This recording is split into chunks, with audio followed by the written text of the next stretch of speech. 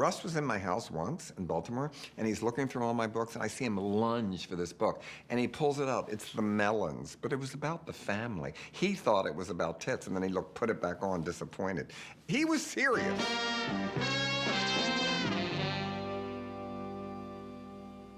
So Russ Meyer kind of invented what was called the nudie cutie movie, really. The real beginning of sexploitation films were because Hollywood movies would not show breasts or asses, basically. So an entire genre began. And Russ Meyer was a good filmmaker. He started completely financing his own movie with his wife, Eve Meyer, as the producer. And he made a movie called Eve and the Handyman. She was also quite sexy and was the star of his movies. He was a Playboy photographer, but he was very serious about it. And in real life, Russ really did love breasts more than anything in the whole world. So he started making this movie, The Immoral Mr. Tease, which was, I don't know, in the 50s, in the back of comics, there was always little ads for glasses that you could wear and see through women's clothes on it. Well, Mr. Tease could do that. So that was the first one. It was a huge hit. And then he made a lot of movies, even The Handyman, Mondo Topless. And then he started getting more like redneck dramas, like Lorna, Longing, Love, Lust, Life, Lorna. And Mudhoney, which was a great title, and Common Law Cabin. And then Faster Pussycat Kill Kill, which was not a hit when it came out because it didn't have enough bare breasts in it. But later, I talked about it a lot, and it became kind of like an art hit, an exploitation theater for art, but that was way later. Russ Meyer movies were not made to be funny in the beginning at all. They were the sexiest movies that were out. The audiences that went to see them were mostly blue-collar men that thought they were really sexy. These were the strongest movies before porn became illegal. They were really hot. They were thought of as really hot. You look at them today, they were shown in theaters where they showed nudist camp movies and stuff. It's hard to imagine that these were whackable, to be honest. But they very much were. The first Russ Meyer movie I probably saw was at the Rec Cinema in Baltimore, which was a cinema that played nudist camp movies. And for me to see what I had to go through to ever see what I wanted in nudity in movies. First, I had to look women's asses. This is how it fell. Women's asses, then their breasts, then their vaginas, then men's asses, then men's penises, and then real sex. That's how the barriers fell, in exactly that order. So I went through them all. But we used to go to watch the nudist camp movies, like Doris Wishman movies, Nude on the Moon. I mean, they're howlers if you see them today. Chesty Morgan's movies. And we would go, but it would only be men alone. It was never hipsters or anything like that. But we would go and love the movies. And I used to write about them and see them, and not many people did. Variety was the only paper that reviewed those movies at the time. They didn't even get reviewed in major papers. They played in drive-ins and nudist camp theaters and stuff. But they did well, and Variety noticed. They advertised in there, big grosses and everything. Roger Ebert really was the first serious critic outside of Variety to write about Russ Meyer. And he probably did in the Chicago papers and also in Film Comment. Russ adored Roger, and for the rest of his life always did. And Roger was the first intellectual critic that ever paid him attention. He should love Roger Ebert. He made his career, he really did. I knew about them from Variety, mostly. So I would go see Russ Meyer movies, certainly the early ones, but The Immoral Mr. Tease I saw later, you know. I guess Mudhoney probably was the first one I saw, but then Good Morning and Goodbye, that was later. That's a great one. Jack Moran, I loved it when he wrote them the best.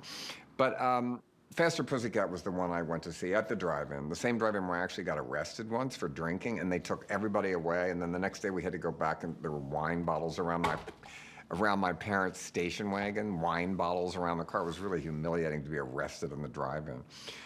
And then he made a movie called Vixen that crossed over and was a giant hit. It was such a hit that it played at like the Loop in Chicago for 24 hours a day, at like 2, 4, 6, 8, 10, 12, 2, 4, 6, 8, you know, and it was a huge hit with Erica Gavin, and too much for one man, Vixen. The story of a girl who loves the joy of being alive and gives herself innocently to the merry chase of life. But like any other game, life has its rules, and if we trespass beyond them, the game can become deadly. And that gave him the attention of the studios for the very first time. And they let him make this really, there was another studio film he did called The 7 Minutes, but this was the first one, Beyond the Valley of the Dolls. And finally, 20th Century Fox let Russ Meyer make a movie. This is my happening, and it freaks me out. Beyond the Valley of the Dolls is classic. It is a brilliant parody. I went the first day alone to the first matinee. And even I was shocked at how deadpan it was. And you look back on it, Beyond the Valley of the Dolls ages like a fine wine. It gets better and better and better and better. Why don't you come over to my pad? I got a waiting pool full of mayonnaise! Mayonnaise? I found the European women far more receptive than last time. She went after me like a barracuda. I warned you, you old fruit. Plastics, Benjamin. Bad trick. When audiences saw it that first, they were confused because they didn't know, is this serious? And that's why it's so great, because no matter what the cast says today, I believe many of them did think it was serious. That's what makes it so brilliant, that they never let on. They said every line in it, even the most ludicrous lines, it's my party and I'm freaking out, as if they believed every word of it. So I'm watching this movie and it gets more and more insane. And at the end, that endless narration where you too must walk beneath us is so brilliant. It's poetry. The act of death has caused another life to be reborn. Together we share the wonder of human existence, and let there be no doubt that all of us are brothers. There can be no beginning or ending that does not in some way touch another. The guy throws down his crutches and can walk from being handicapped through love. It turns into an insane Hallmark greeting card at the end. You think, what? As you're watching it, and it goes on and on. There's like 10 endings that get more and more. It's like a deodorant commercial. People running, and I parodied that in Polyester. I had the scene of Divine and Tab Hunter running in slow motion. That was a joke on that, because it just looked like, what is going on here? And the audience I saw it with was bewildered, because I think it was a matinee, so it wasn't that crowded. But it was men that probably had seen Vixen, and they thought that's where they were going to get. And they thought, what is this? Because it is like an insane soap opera. Susan Lake, perhaps too pure. Excessive goodness can often blind us to the human failings of those less perfect. A lot of movies that are thought of as campy. Is this campy? I don't know. To me, a campy movie is one that was made to be serious and is so bad it's funny, that they didn't, it's just so awful, like Showgirls. No matter what he says today, he was serious when he made that movie.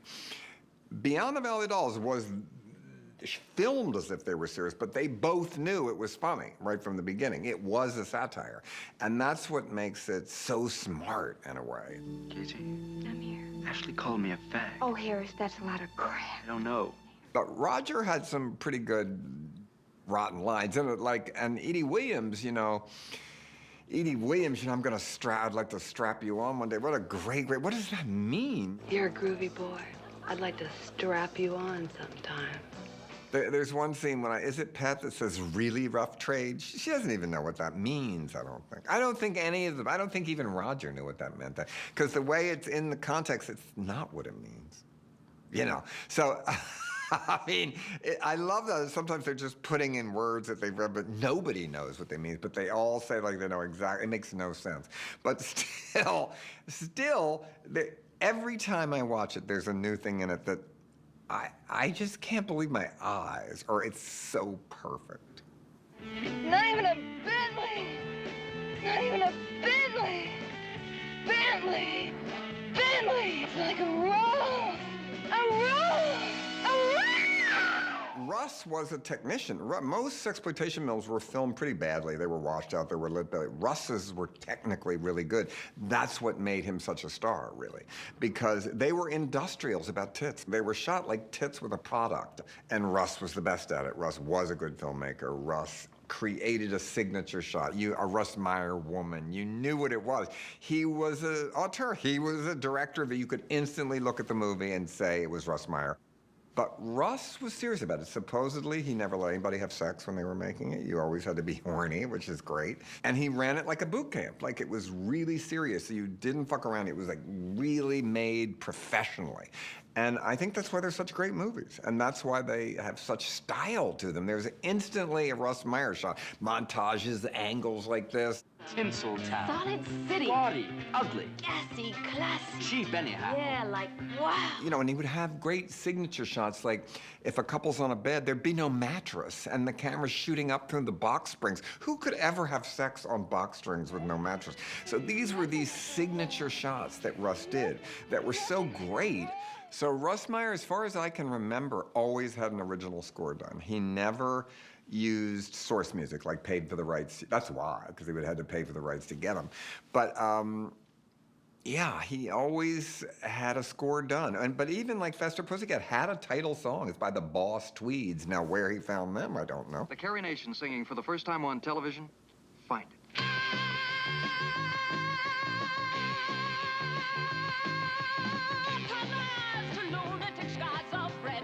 The music, I mean, the Carrie Nation. I mean, what a great name. And also, Find It. And my favorite is when they're driving across the country, singing with a superimposed over the map. Oh, it's beyond good.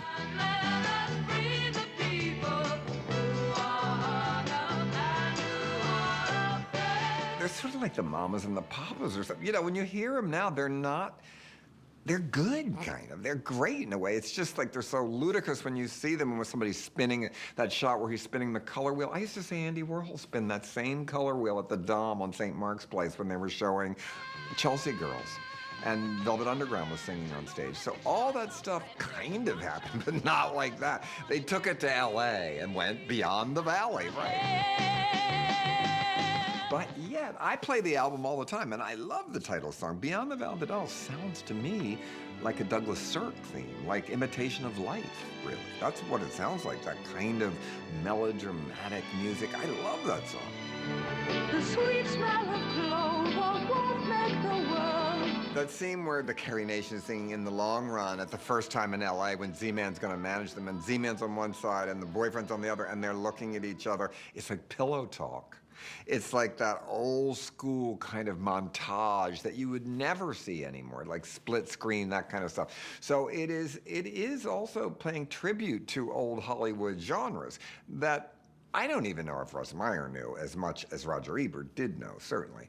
And so today, when you show it to young people, they're confused too. I showed it to somebody recently, and they liked it, but they were like, what?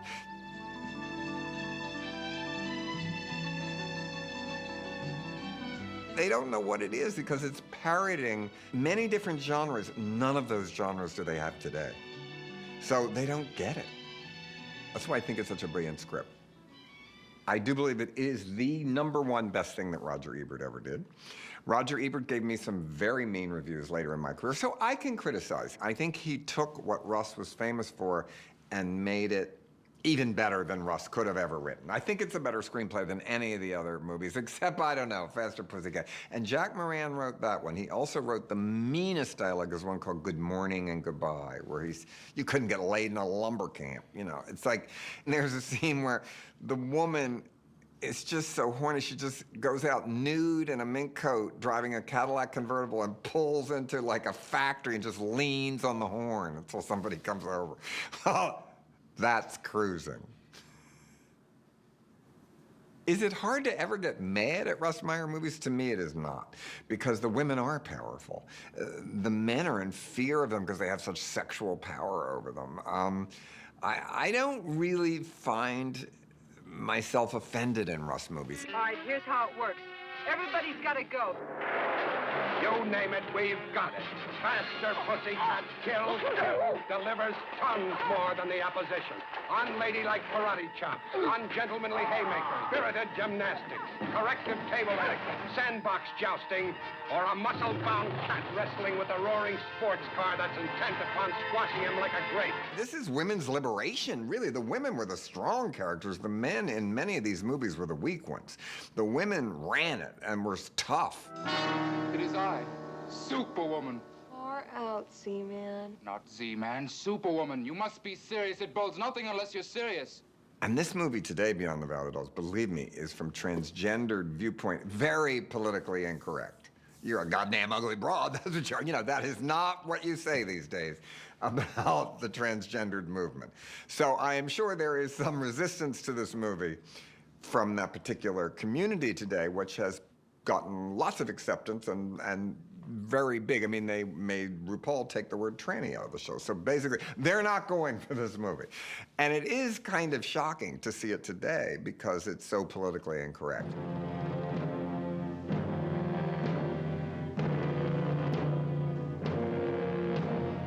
Oh my God, no. You've been a broad all along, right, Barcel?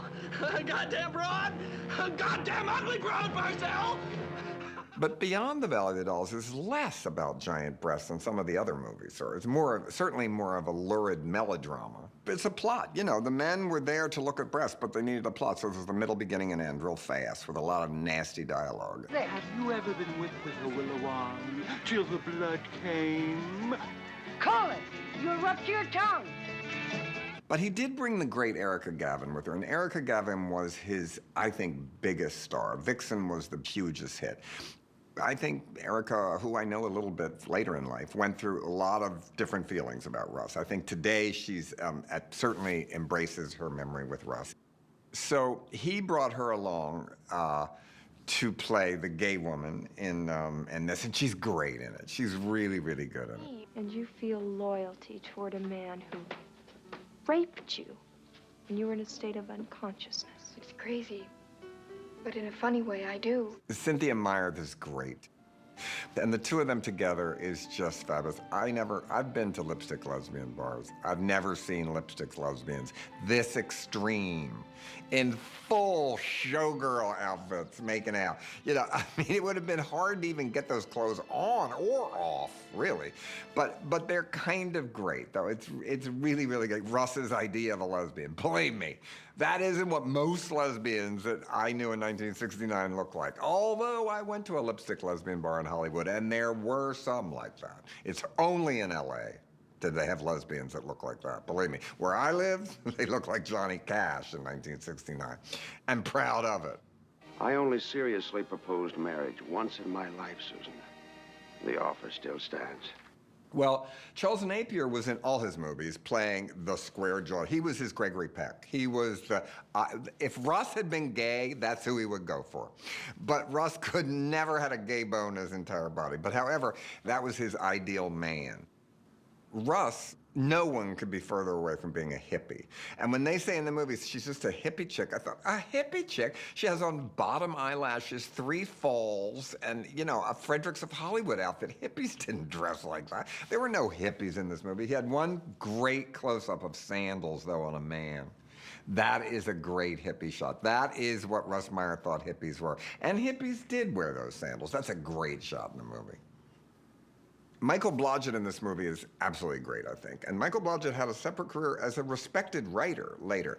But I did buy. Michael Blodgett was straight, as far as I know. I think he definitely was. But he did sell his pictures in The Advocate because I bought a naked picture of him, not naked, but topless, holding his wardrobe picture from Beyond the Veil of the Dolls, which I have. John Lazar is amazing in it. I mean, he plays it as if he believes every word, and as a Shakespearean lunatic over the top. There are people in LA like that. I've met them. You run from them, but they are there. Ere this night does wane, you will drink the black sperm of my vengeance! That love scene where he's trying to seduce Michael Blodgett is pretty hilarious, and then when they cut his head off and everything, it's like, what? It suddenly turns into a Herschel Gordon Lewis movie with gore and everything. It's kind of great because it's a tribute to everything about exploitation movies.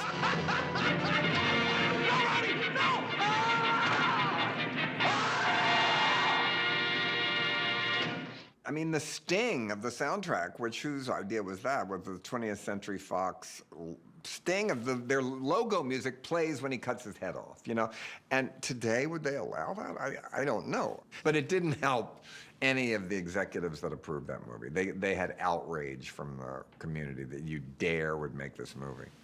I think Russ was happy with Beyond the Veil of the Dolls. I never heard him complain about anything of it. I mean, do you think maybe he says, oh, if we had had more tits? I don't think so.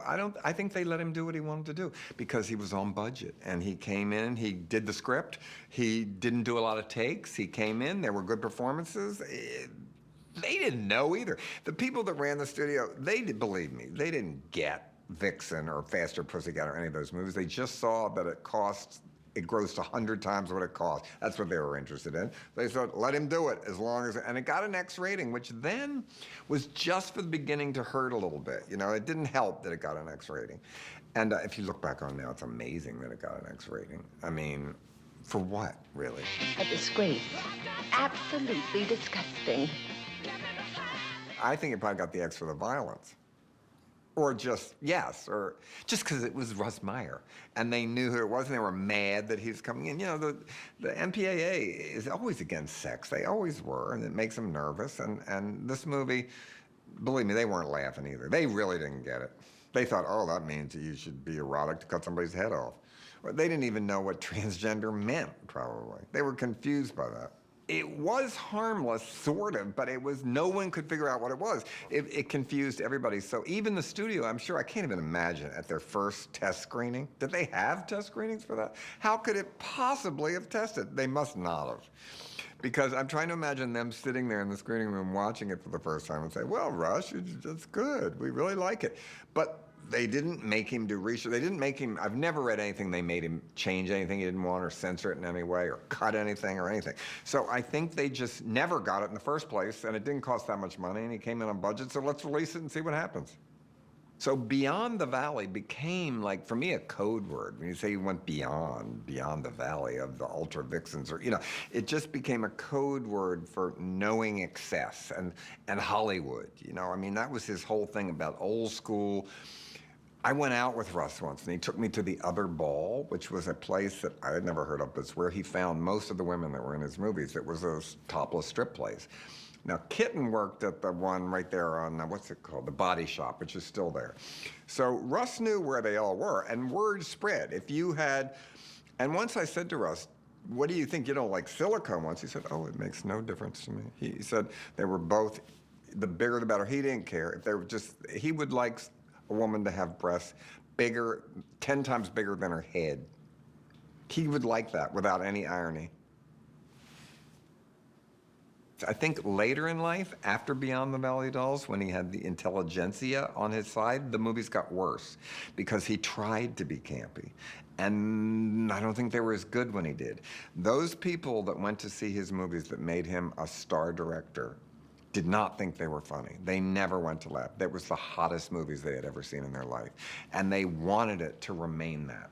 And Russ hated hardcore too. When it finally came, he quit pretty much because you couldn't go further. And I think he did not want to do that.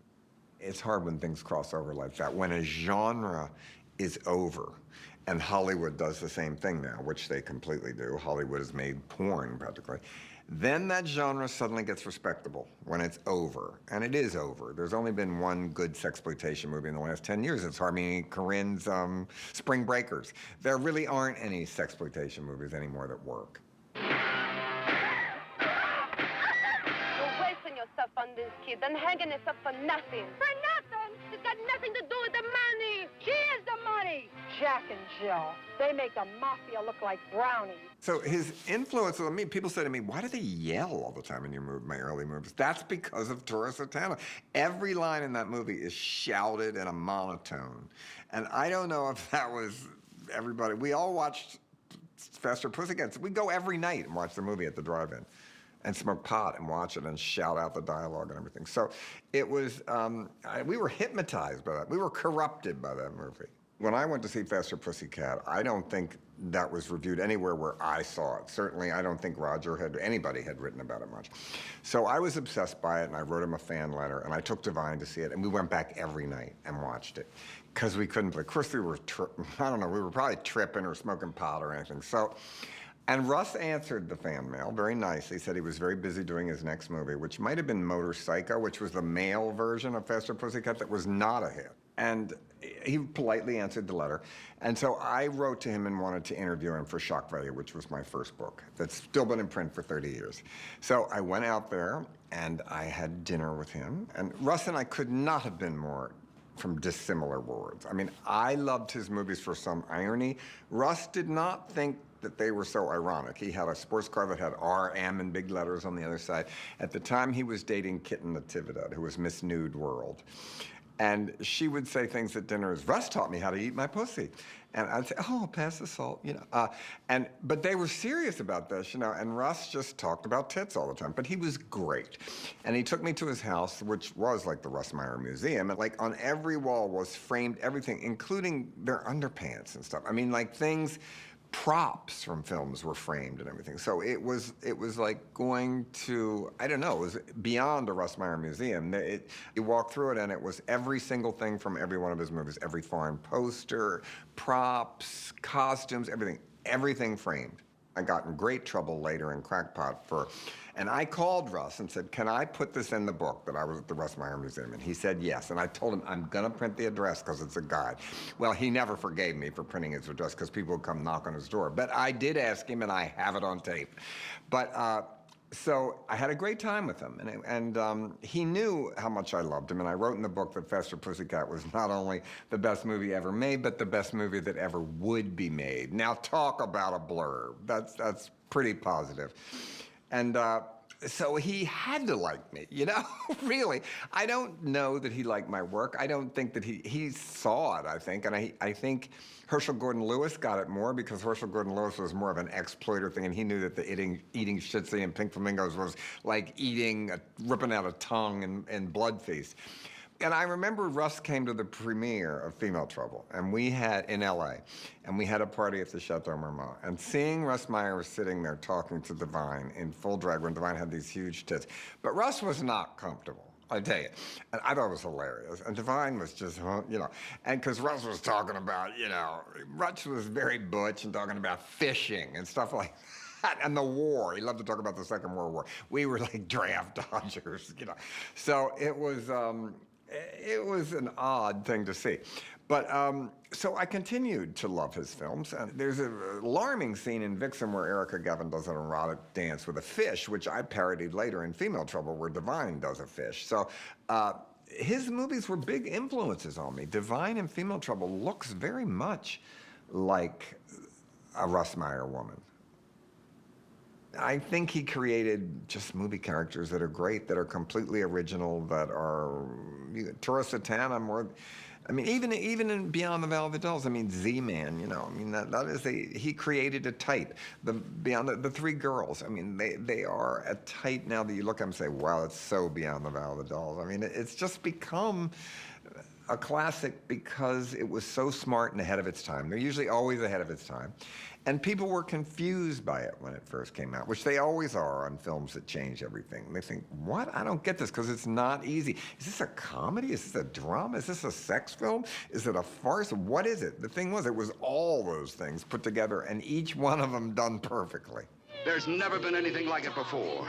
If you've been waiting for something new, waiting for a film to shake you into the freaked-out, mind-blowing scene of right now, then come and see it, man, and find out why it's called Beyond the Valley of the Dolls from 20th Century Fox. I'm so happy that it's coming out again and the best it can possibly look, because it always looked good.